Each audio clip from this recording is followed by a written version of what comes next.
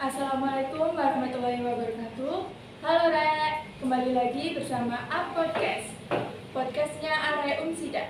Sebelumnya, kenalin, aku Renanda Ayu sebagai moderator. Dan pastinya kalian kepo kan sama sebelah aku. Langsung saja ya kita kenalin terlebih dahulu. Ya, Assalamualaikum warahmatullahi wabarakatuh. Nama saya Ridwan Mansur dari Prodi Administrasi Publik semester 6 mau ke semester 7 kelas B1 kelas Mama. Langsung saja ya ke pembahasan inti. Menurut Mas ini permasalahan tentang gizi Sidoarjo itu seperti apa saat ini? Kalau kita bicara tentang permasalahan yang ada di Sidoarjo kompleks ya.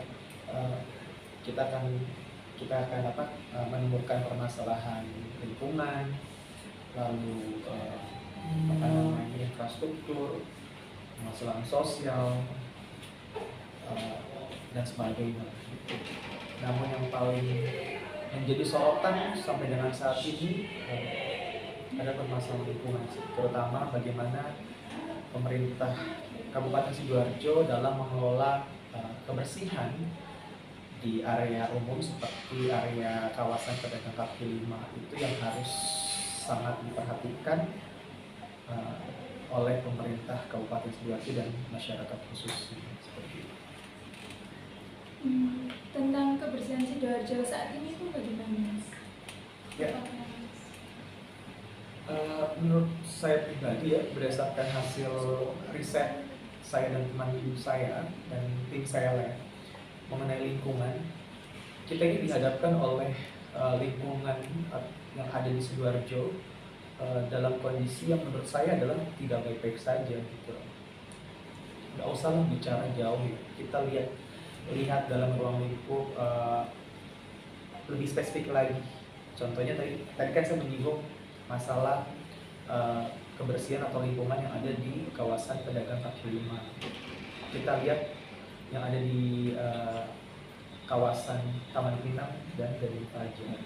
Mungkin kalau mbaknya pernah ke sana, kawasan pedagang kaki lima yang ada di area tersebut itu menurut saya itu kumuh dengan berbagai macam sampah di area tersebut gitu ya. Di situ ada taman, tetapi tamannya pun penuh dengan sampah ya. Lalu di situ ada trotoar, tapi trotoar dipakai untuk berjualan ya. Taman bahkan dipakai untuk berjualan, dan ini sangat buat saya pribadi sangat memprihatinkan gitu loh.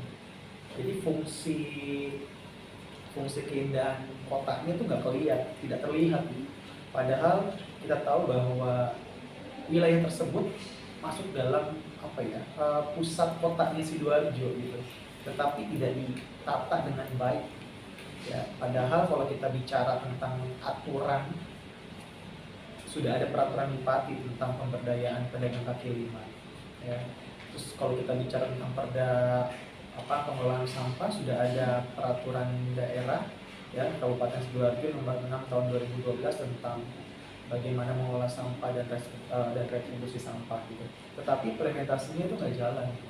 Padahal dalam perda tersebut atau peraturan bupati tersebut dijelaskan bagaimana terutama di peraturan bupati nomor 87 tahun 2017 tentang pemberdayaan pedagang kaki lima, bahwa dijelaskan bahwa aturan pedagang kaki lima yang mengenai bagaimana mereka tidak boleh berjualan di area-area yang memang tidak boleh untuk berjualan seperti taman, trotoar. Tapi kan pada kenyataannya itu dilanggar.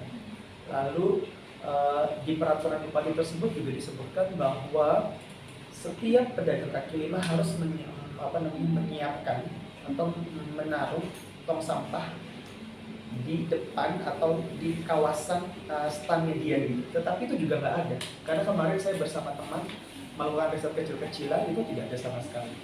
Bahkan di tengah-tengah jalan itu ada tumpukan sampah yang kayak orang tuh buang sampah berapa tumpuk ditaruh di tengah-tengah. Itu taman ya. Lalu di taman yang dekat bundarannya dari Fajar itu yang paling pojok itu taman yang ada patung udang ya, udang sama bandeng kalau nggak salah, itu sampah semua.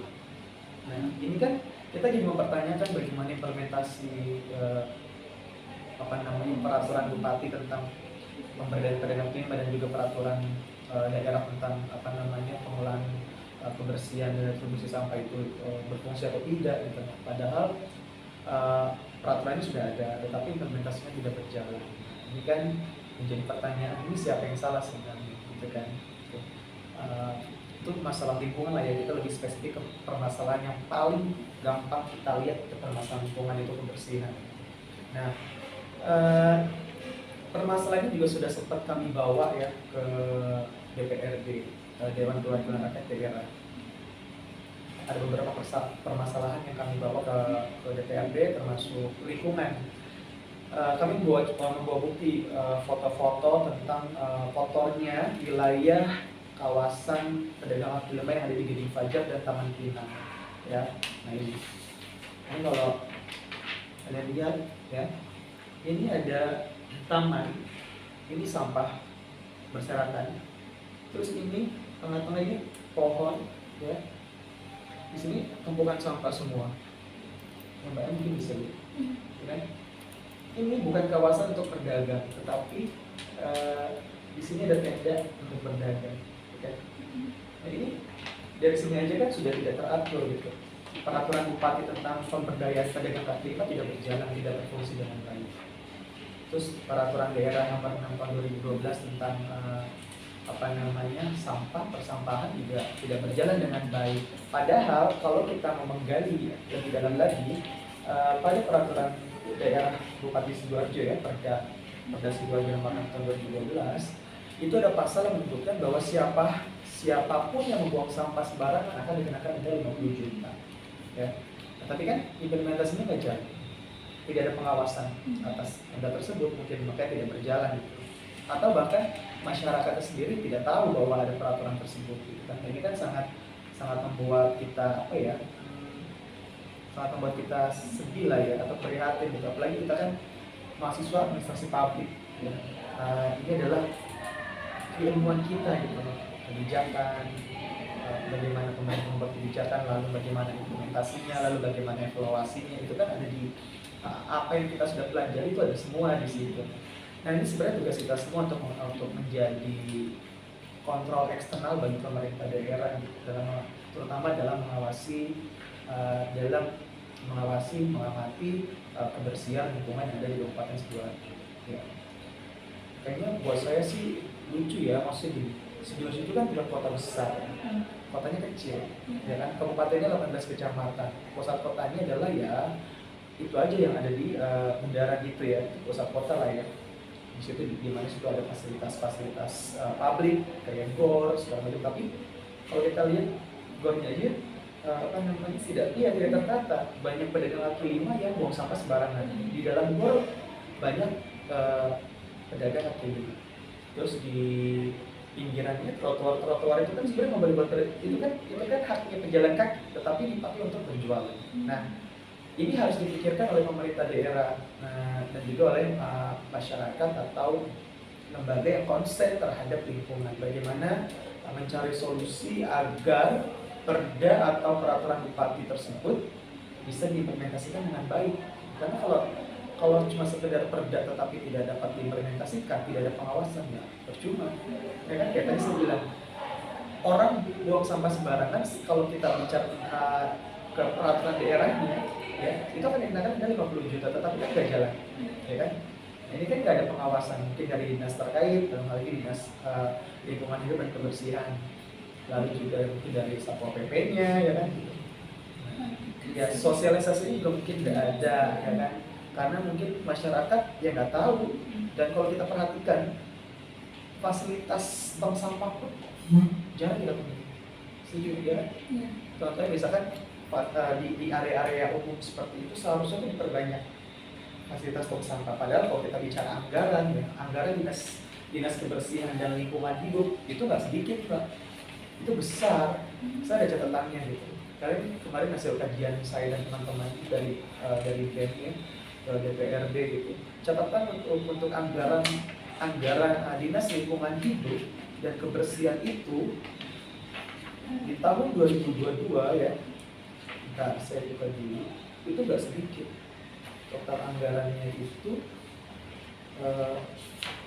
sebentar ya,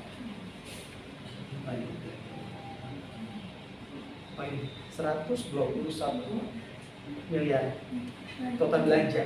Jadi ini anggaran yang dibelanjakan, termasuk di dalamnya itu ada program penanganan sampah.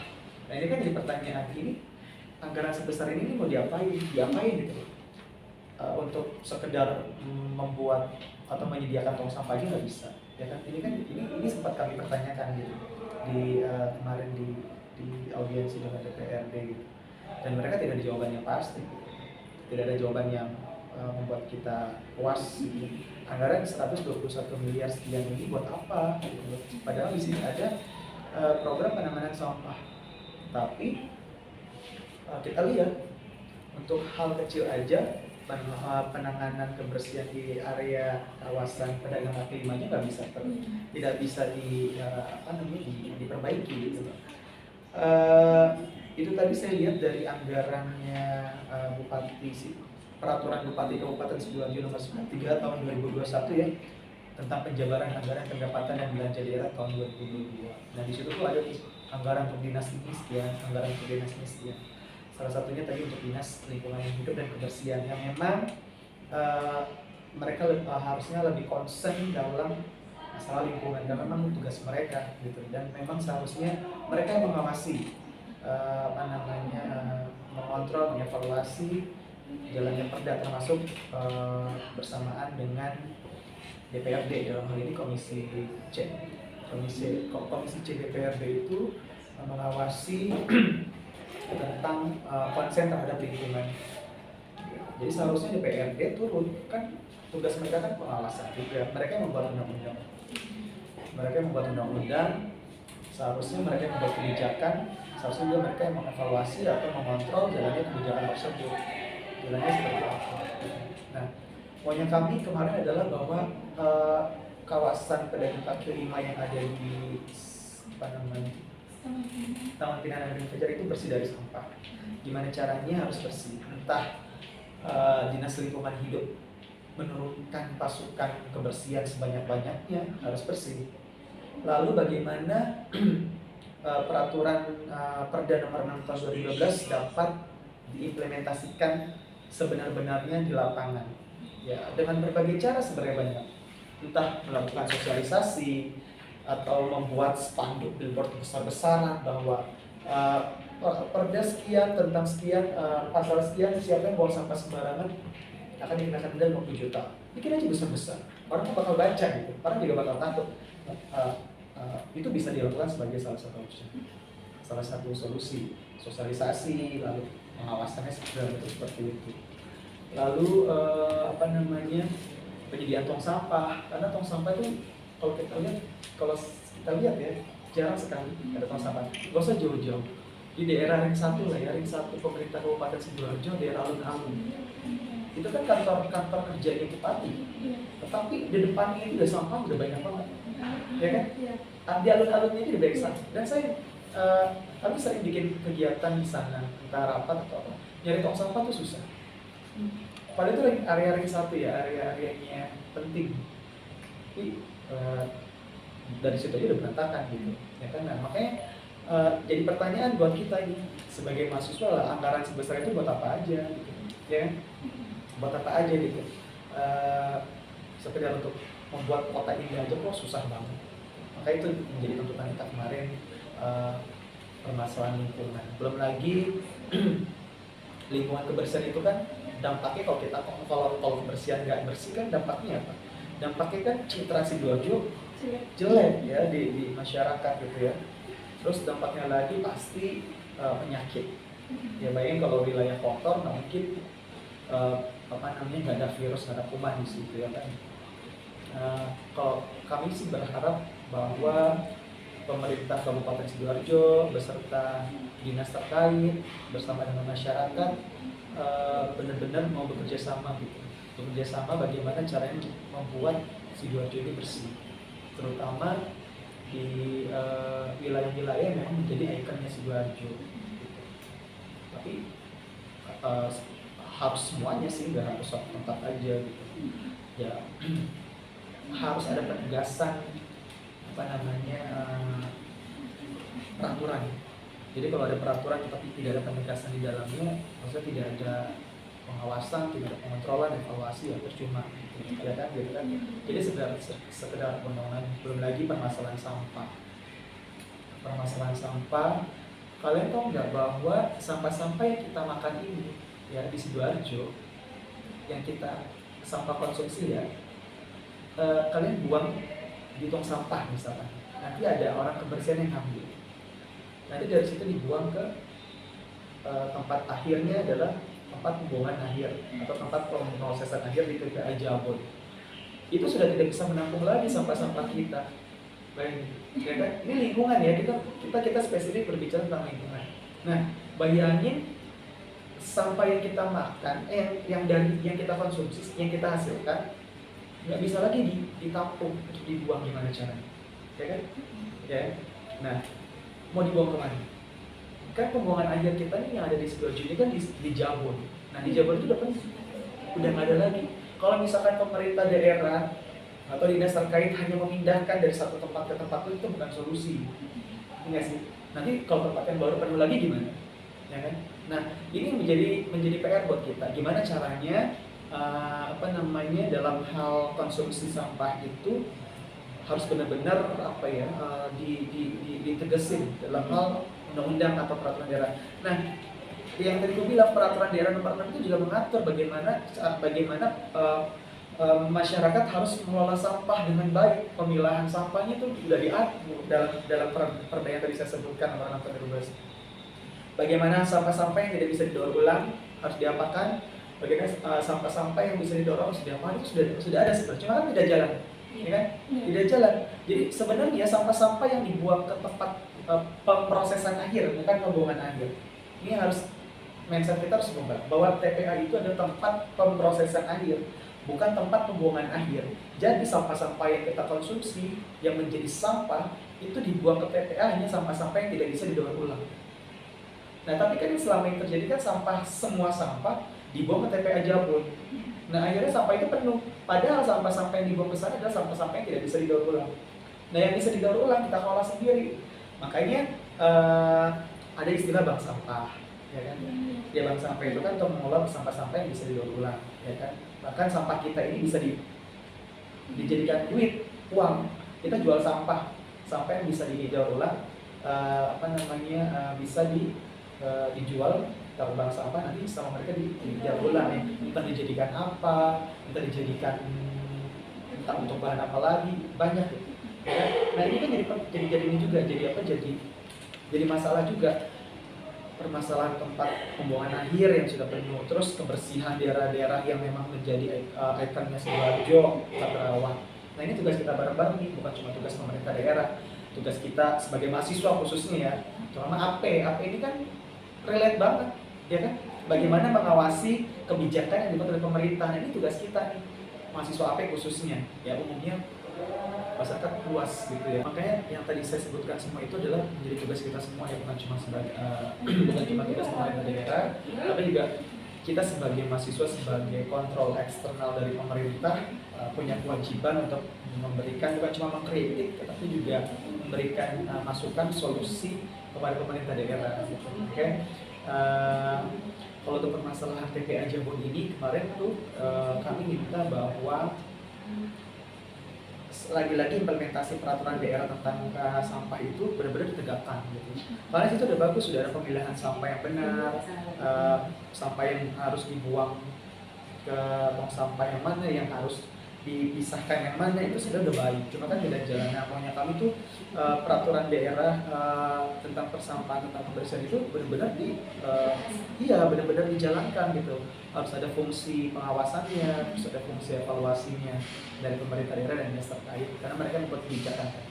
Nah, lalu juga bagaimana caranya bahwa sampah-sampah yang memang sudah tidak bisa diolah, yang masuk ke bank sampah itu benar-benar dijadikan, maksudnya gini, ada pengawasan dari pemerintah daerah, dalam hal ini adalah Komisi C, DPRD dan dinas terkait kepada pemerintah desa gitu loh. Karena kan yang kami dengar kemarin adalah dari hasil audiensi bahwa akan ditegakkan lagi pemilahan sampah atau bank sampah ya, akan benar-benar diadakan lagi bank sampah di masing-masing setiap pemerintah daerah. Nah ini kan harus diawasi. Nah jadi yang masuk ke bank sampah itu benar-benar sampah yang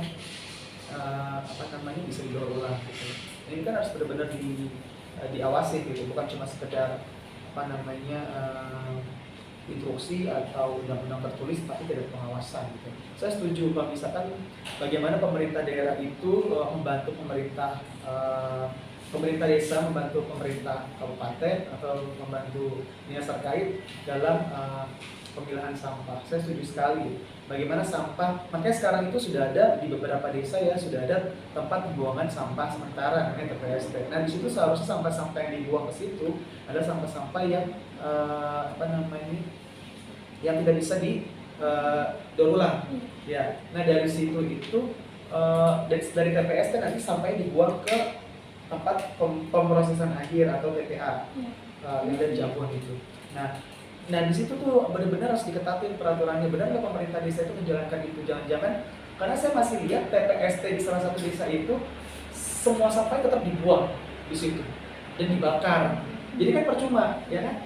Percuma nggak jalan gitu. Padahal ada bank sampah juga gitu kan. Nah ini kan nggak ada pengawasan, tidak ada punishment lah ya, tidak ada misalkan denda atau apalah untuk biar masyarakat menjalankan peraturan tersebut gitu. Nah percuma sih kalau tidak ada pengawasan atau kontrol dari yang pemerintah atau dari kita sendiri lah sebagai mahasiswa. Dan ini harus benar-benar ditegakkan. Nah solusi lain adalah bagaimana membuat Sidoarjo ini menjadi kota yang ramah lingkungan gitu. Yang ramah lingkungan dalam arti sampah-sampah yang bisa didaur ulang mungkin bisa dijadikan bahan-bahan yang bisa yang berpotensi menghasilkan perekonomian. Kalian iya, misalkan gini, plastik, contohnya kan plastik kan tidak bisa dihancurkan ya, sampai kapanpun dia akan tetap jadi plastik. Nah, kalian kalau pernah dengar kata ekobrik, ada yang tahu ekobrik? Ekobrik ya. Jadi ekobrik itu memanfaatkan sampah plastik untuk dijadikan sesuatu. Jadi sampah plastik itu, tapi sampah plastik yang sudah dibersihkan ya. Iya. Itu dimasukin ke botol minum plastik, terus dipadetin banget sampai dia ada daya beratnya ya. Nah, setelah disusun, kalau udah plastik bekas Indomie, plastik bekas permen segala macam itu bisa dimasukin. Disusun, terus nanti dijadikan bangku, dijadikan meja. Bahkan di Filipina itu ada satu rumah dibuat dari ekobrik. Jadi batu batanya itu adalah tumpukan botol-botol yang di dalamnya itu plastik. Karena kan dia ada daya beratnya. Itu ada di Filipina. Terus kalau nggak salah di Jogja ada komunitas ekobrik di mana satu daerah itu, satu desa, mereka melestarikan atau benar-benar memanfaatkan sampah plastik menjadi sesuatu yang menarik, bahkan bisa berpotensi menghasilkan uang, ya kan gitu. Nah itu seharusnya yang benar-benar dikembangkan oleh pemerintah daerah Sidoarjo. Gimana caranya memanfaatkan sampah yang tidak bisa didaur ulang, yang akan menjadi limbah ya, yang susah untuk dihancurkan seperti plastik, tetapi bermanfaat untuk masyarakat, bahkan bisa menghasilkan perekonomian untuk masyarakat tersebut. Ini harus kita sama-sama bantu pemerintah daerah. Tapi tugas utama pemerintah daerah adalah itu, selain membuat kebijakan, sama DPRD, itu juga harus mengawasi implementasi kebijakan jalan seperti apa. Itu sih kalau nggak diawasi sama juga. Anggarannya banyak, tetapi pengawasan anggarannya juga penting. Jadi anggarannya banyak tapi tidak diawasi, percuma. Bahkan takut tidak menutup kemungkinan ada penyalahgunaan anggaran, nanti terjadi korupsi segala macam, ya kan? Makanya ini sangat-sangat penting kita sebagai mahasiswa menjadi kontrol eksternal bagi pemerintah daerah, mengawasi kinerjanya pemerintah daerah dan masyarakat. Jadi saya sih mungkin itu mengenai permasalahan sampah ya di lingkungan yang ada di Sidoarjo.